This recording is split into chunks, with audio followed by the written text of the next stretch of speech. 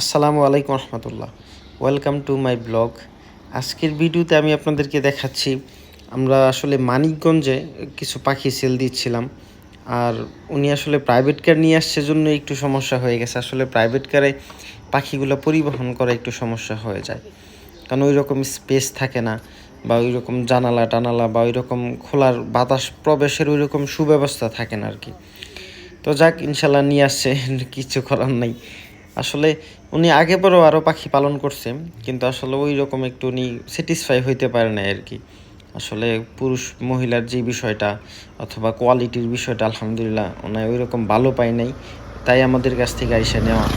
তো আমরা ইনশাল্লাহ আমি নিজের হাতে পাখিগুলো দিয়েছি, যাতে আলহামদুলিল্লাহ মেয়ে পুরুষের বিষয় বা কোয়ালিটির যেই বিষয়, মানে যেই সমস্যার কারণে ওনা আমাদের কাছে আসছে সাধারণত, আশা করি ইনশাল্লাহ ওই সমস্যা হবে না। বাকিটা তকদিরের ব্যাপার। আমি যথেষ্ট নিজের হাতে বাছাই করে দিছি এবং যথেষ্ট ভালো মানের পাখি বাছাই করে দেওয়ার চেষ্টা করছি ইনশাআল্লাহ। বাকিটা আল্লাহ ভরসা।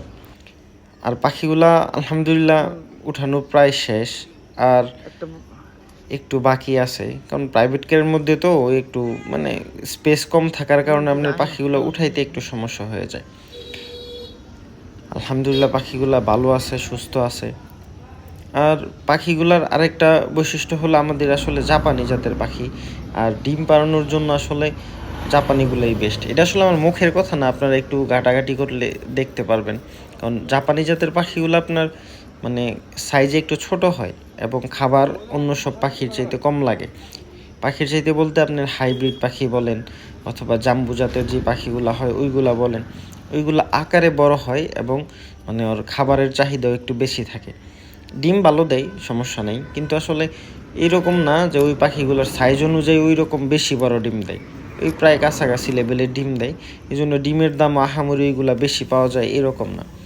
তো ডিম পাড়ার ক্ষেত্রে এই জাপানি জাতের পাখিগুলো আলহামদুলিল্লাহ ভালো কাজ করে বা আপনার প্রফিটেবল হয় বেশি।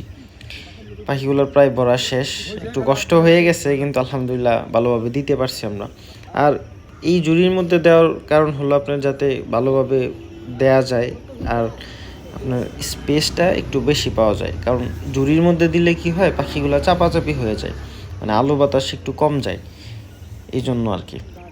আপনাদের সবাইকে ইনশাল্লাহ দাওয়াত রইল, আমাদের খামারে আসবেন, দেখে যাবেন, ঘুরে যাবেন। মানে ছোটোখাটো একটা ট্যুরও হয়ে গেল, আপনার একটা অভিজ্ঞতা হয়ে গেল। চায়ের দাওয়াত রইল ইনশাআল্লাহ।